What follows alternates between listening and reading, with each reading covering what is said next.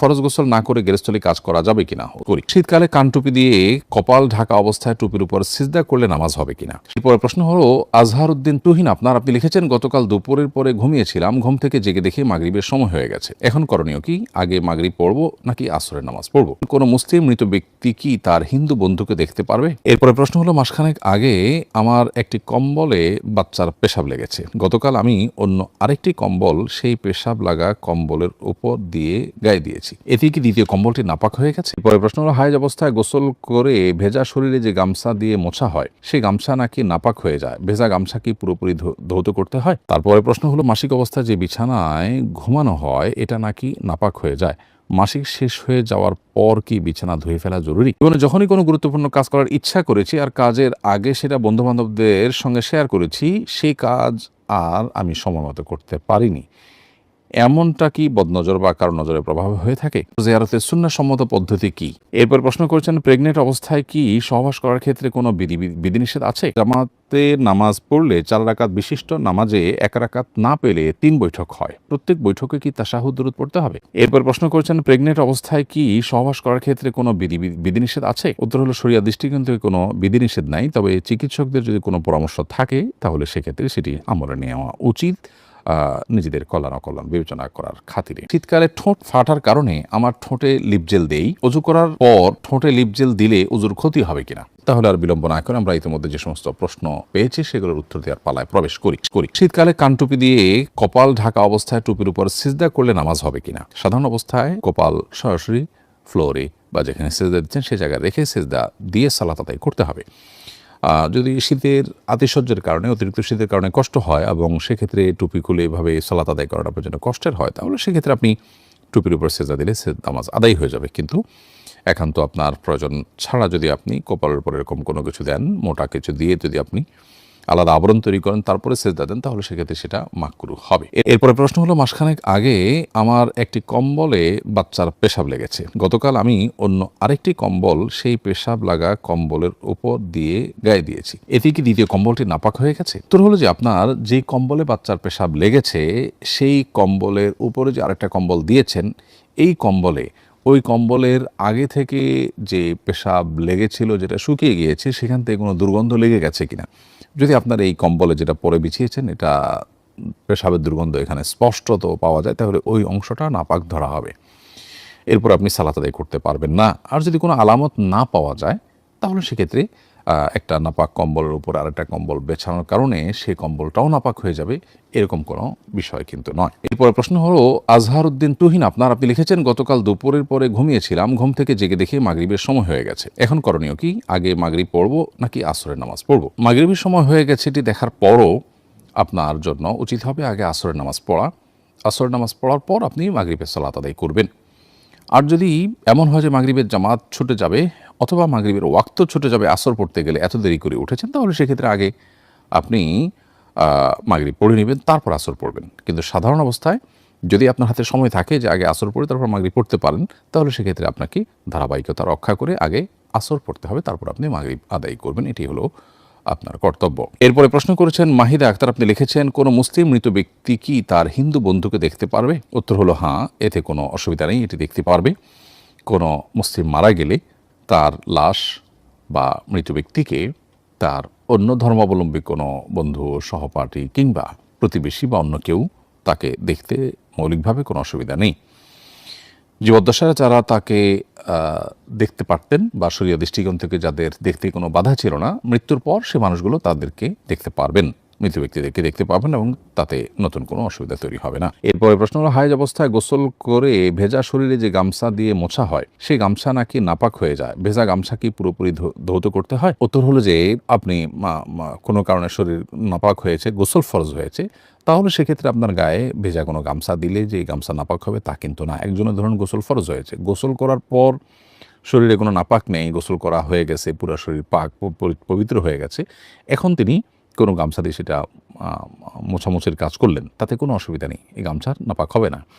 আর যদি তিনি গোসল নাও করে থাকেন, ফরজ গোসল তার উপরে আবশ্যক হয়েছে, তিনি গোসল করার আগেই ভেজা গামছা গায়ের উপর দিয়েছেন, তাতেও সে গামছা নাপাক হবে না। হ্যাঁ, নাপাক তখন হবে যদি শরীরের যে জায়গায় ভেজা গামছা লেগেছে সে জায়গায় নাপাক লেগে থাকে, তাহলে দৃশ্যত নাপাক আছে বা যে কোনো নাপাক আছে, তার উপরে যদি ভেজা গামছা লেগে থাকে তাহলে সেক্ষেত্রে গামছা নাপাক হবে। এবং যখনই কোনো গুরুত্বপূর্ণ কাজ করার ইচ্ছা করেছি আর কাজের আগে সেটা বন্ধুবান্ধবদের সঙ্গে শেয়ার করেছি, সেই কাজ আর আমি সময় মতো করতে পারিনি, এমনটা কি বদনজর বা কারো নজরের প্রভাবে হয়ে থাকে? এটি হতে পারে, আবার এটি আপনার নিছক ওয়াসওয়াসাও হতে পারে, আপনার মনের যে খুঁতখুঁতে ভাব সেটার কারণে হতে পারে। হয়তো অনেক কাজ আপনি মানুষের সঙ্গে শেয়ার করেছেন এবং সেটি আপনার জীবনে হয়েছে, আপনি খেয়াল করেননি, হয়তো আপনার মাথায় সেটি নেই।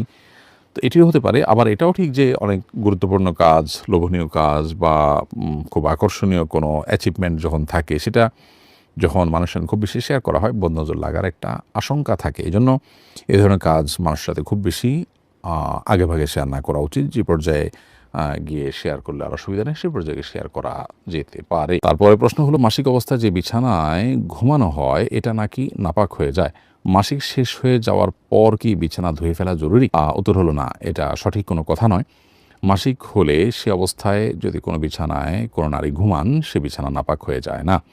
হ্যাঁ, যদি মাসিকের কোনো রক্ত কোনো জায়গায় লেগে থাকে তাহলে সেই জায়গাটা নাপাক হবে, সেই জায়গাটা আলতো করে ধুয়ে ফেললে, পাক করে ফেললেই হবে। আর যদি কোনো রক্ত বা নাপাক কোনো কিছু না লেগে থাকে কোথাও, তাহলে সেক্ষেত্রে শুধুমাত্র মাসিক অবস্থায় তিনি ঘুমিয়েছেন সেজন্য এই পোশাক নাপাক হয়ে যাবে, মাসিক অবস্থায় তিনি পরিধান করেছেন সেজন্য নাপাক হয়ে যাবে, ব্যাপারটা কিন্তু সেরকম না। এরপরে প্রশ্ন করেছেন এমডি আব্দুল্লাহ, আপনি লিখেছেন কবর জিয়ারতের সুন্নাহসম্মত পদ্ধতি কি? উত্তর হলো, কবর জিয়ারতের সুন্নাহসম্মত পদ্ধতি হলো কবরের পাশে দাঁড়িয়ে কবরবাসীকে সালাম দেওয়া। সালামুন আলাইকুম দারা কওমিন মুমিনিন ওয়া ইন্না ইনশাআল্লাহু বিকুম লাহিকুন নাসআলুল্লাহ লানা ওয়া লাকুমুল আফিয়াহ। আমরা এভাবে কবরবাসীর জন্য দোয়া করতে পারি, এক বছর দিয়ে আমরা করতে পারি আসসালাল্লাহু লানা ওয়া লাকুমুল আফিয়াহ। আবার আসসালামু আলাইকুম ইয়া আহলাল কুবুর মিনাল মুসলিমিন ওয়াল মুসলিমাত ওয়াল মুমিনিন ওয়াল মুমিনাত, এটিও এক বর্ণনা এসেছে, তবে আগের বর্ণনাটি অধিকতর বিশুদ্ধ। এছাড়াও কবর জিয়ারতের আরও বিভিন্ন দোয়া আছে, বিভিন্নভাবে মুর্দাকে সালাম পেশ করার কথা বলা আছে। অতএব যে কোনোভাবে আপনি মুর্দাকে সালাম পেশ করলেন, সুন্নাহসম্মত যে কোনো দোয়াকে অনুসরণ করে, সেটাই কবর জিয়ারতের পদ্ধতি। তাহলে জিয়ারত মানে হলো মূলত সাক্ষাৎ করা। সো কবরবাসীর সঙ্গে সাক্ষাৎ করে তাদেরকে আমরা সালাম নিবেদন করলাম, মানে তাদের জন্য শান্তির দোয়া করলাম। এরপর আমরা চাইলে কিবলামুখী হয়ে মুর্দার জন্য আলাদা করে সেখানে দোয়া করতে পারি, সেটা করা যেতে পারে, অপশনাল। বিভিন্ন রেওয়ায়তের আলোকে, বিশেষ করে মুসলিম আমাদের একটি রেওয়ায়তের আলোকে এটি কিছুটা সাব্যস্ত হয়। তবে কবর জিয়ারতের মূল আমলটাই হলো কবরবাসীকে সালাম পেশ করা, এবং সালাম পেশ করার মাধ্যমেই কিন্তু তাদের জন্য দোয়া করা হয়, শান্তির দোয়া করা হয়, আল্লাহ যেন তাদেরকে মাফ করে দেন সেজন্য দোয়া করা হয়। অতএব এই দোয়া যথেষ্ট। দোয়া যদি একান্ত সেখানে আলাদা করে সালাম পেশ করার পর দোয়া করতে হয়, তাহলে সেক্ষেত্রে কিবলামুখী হয়ে মুর্দার জন্য আলাদা করে দোয়া করা যেতে পারে। আব্দুল মাজিদ, আপনি লিখেছেন জামাতে নামাজ পড়লে 4 রাকাত বিশিষ্ট নামাজে 1 রাকাত না পেলে 3 বৈঠক হয়, প্রত্যেক বৈঠকে কি তাশাহুদ দুরূদ পড়তে হবে? হ্যাঁ আব্দুল মজিদ, আপনি যদি 4 রাকাত বিশিষ্ট নামাজের মাত্র 1টা রাকাত মিস হয়, তাহলে সেক্ষেত্রে ইমামের সাথে দ্বিতীয় রাকাতে তো বসতেই হয়, এবং সেটি আপনার সিরিয়ালে প্রথম। আবার আপনি যখন ইমাম সালাম ফেরানোর পরে নামাজ আদায় করছেন, ছুটে যাওয়া নামাজ, সেই রাকাতে তখন আপনাকে বসতেই হচ্ছে, আবার ইমামের সাথে শেষ বৈঠকেও বসতে হচ্ছে, তাহলে মোট 3টা বৈঠক হচ্ছে। প্রশ্ন হলো, সব বৈঠকে তাশাহুদ পড়বেন কিনা? উত্তর হলো, সব বৈঠকে আপনি তাশাহুদ পড়বেন। আর দুরুদটা হলো আপনার যে নিজের শেষ বৈঠক আছে, ইমাম সালাম ফেরানোর পর যে আপনার ছুটে যাওয়া 1 রাকাত আদায় করবেন, সে আদায় করার পর ওই রাকাতে যে বৈঠক করবেন, সেই বৈঠকে আপনি দুরুদ পাঠ করবেন। আর বাকি 2 বৈঠকে আপনি তাশাহুদ, আর তৃতীয় বৈঠক যেটা দুরুদ পাঠ করছেন সেখানে তো তাশাহুদ থাকছেই। তার মানে 3 রাকাতে তাশাহুদ পড়বেন, আর দুরুদটা পড়বেন একান্ত শেষের রাকাতে। এরপরে হাসি ইসলাম, আপনি লিখেছেন শীতকালে ঠোঁট ফাটার কারণে আমার ঠোঁটে লিপজেল দেই, অজু করার পর ঠোঁটে লিপজেল দিলে অজুর ক্ষতি হবে কিনা? প্রিয় ভাই হাসি ইসলাম, আপনার প্রশ্ন উত্তর হলো যে লিপজেল দেওয়ার কারণে আমাদের অজুতে বা গোসলে কোনো অসুবিধা তৈরি হবে না। কারণ লিপজেল আমরা যখন ব্যবহার করি ঠোঁটে, তখন এর ফলশ্রুতিতে আমরা পানি ব্যবহার করলে সে পানি আর আমাদের ত্বকে পৌঁছে না কিংবা স্কিনে যায় না, ব্যাপারটা এরকম না। স্কিন বা ত্বকে যেহেতু পানি পৌঁছে, অতএব লিপজেল ব্যবহার করার পর যদি আমরা অজু করি তাতে আমাদের অজু হয়ে যাবে। তবে যদি অতিমাত্রায় ব্যবহার করা হয়, অনেক বেশি গাঢ় দেওয়া হয়, যার ফলে চামড়ায় পানি পৌঁছে না এরকম মনে হয়, তাহলে সেক্ষেত্রে সেটা একটু ডলে পরিষ্কার করে ফেলা উচিত। এর এমডি ইব্রাহিম মিয়া লিখেছেন ফরজ গোসল না করে গেরস্থলী কাজ করা যাবে কিনা? উত্তর হলো, ফরজ গোসল করা ছাড়াও গেরস্থলী কাজ করতে পারে। কারোর গোসল ফরজ হয়েছে, পরবর্তী ফরজ নামাজের আগে আগে তিনি গোসল করে ফেলতে হবে নামাজের প্রয়োজনে। আর এর মধ্যবর্তী যে সময়টা আছে এই সময়ের মধ্যে তিনি যে কোনো কাজ চাইলে করতে পারেন, গৃহস্থলী কাজ, দুনিয়াবী কোনো কাজ, ক্ষেত খামার বা ঘরোয়া কোনো কাজ, রান্না বাড়া, কুটাকাটি, এগুলো সব তিনি করতে পারেন। তবে এক্ষেত্রে উত্তম হলো ফরজ গোসল হয়েছে, গোসল একটু দেরিতে করতে হলেও কোনো কাজ করার আগে উজু করে নেওয়া। উজু করে আপনি এবার গৃহস্থলী কাজ করলেন বা যে কোনো দুনিয়াবী কাজ করলেন, সেটি হলো সবচেয়ে উত্তম এবং সুন্নাহ।